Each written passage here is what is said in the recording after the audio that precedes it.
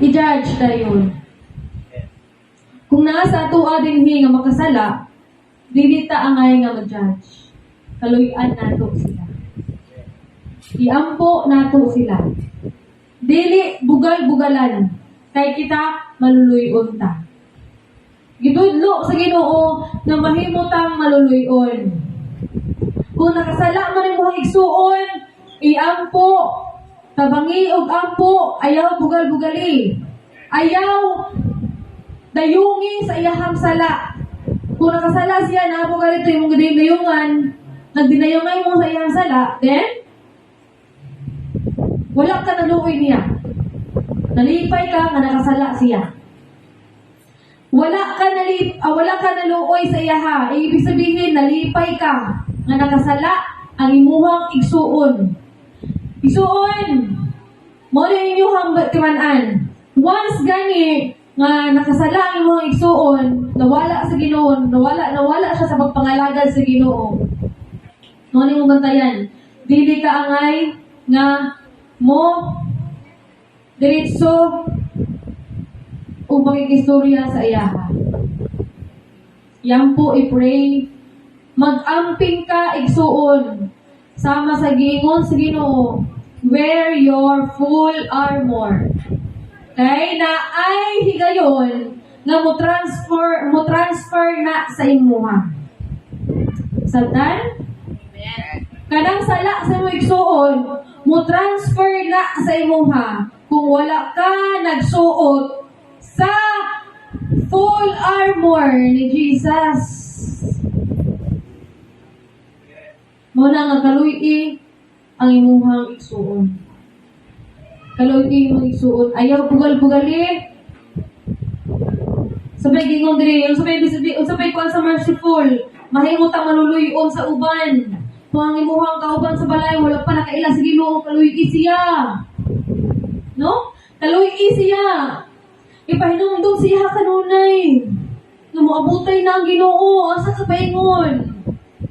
Moabutay na ang Ginoo, asa ka hataan ni paingon. Ako naluoy ko nimo. Kung mamatay ka, maabtan ka sa Ginoo, mawala ka ng alagad, asa ka paingon.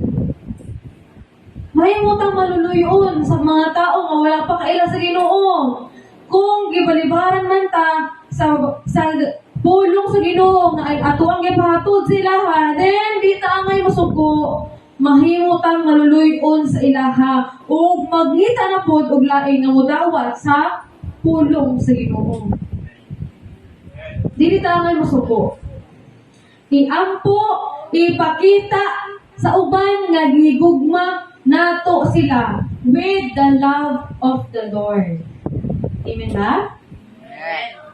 So, naisa ka story ni Jesus sa Luke 10:25 to 28. So, ang gingon na din nga naisa ka abogado nga nangutana sa iyaha. Ningon siya nga, Teacher, what must I do to inherit eternal life?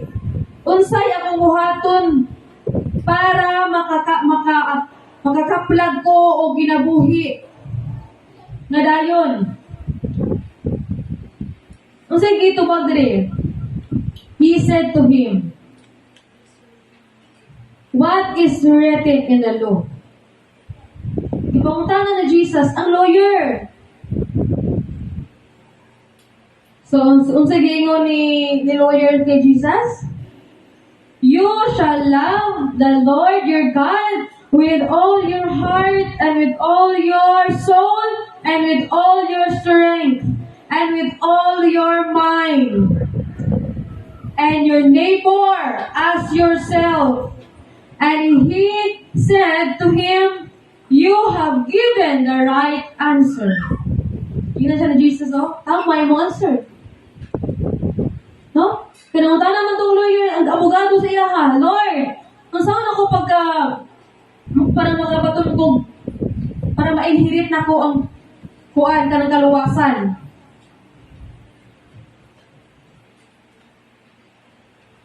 To inherit eternal life. Ang iyahang pangutana, na pong tubag. No? Love the Lord your God with all your heart, with all your soul, and with all your strength, and with all your mind. Basta daw? Love the Lord your God with all your heart, with all your soul, with all your strength, and with all your mind. Nyalahin na sa mong mind. Nyalahin ang nasa imong heart.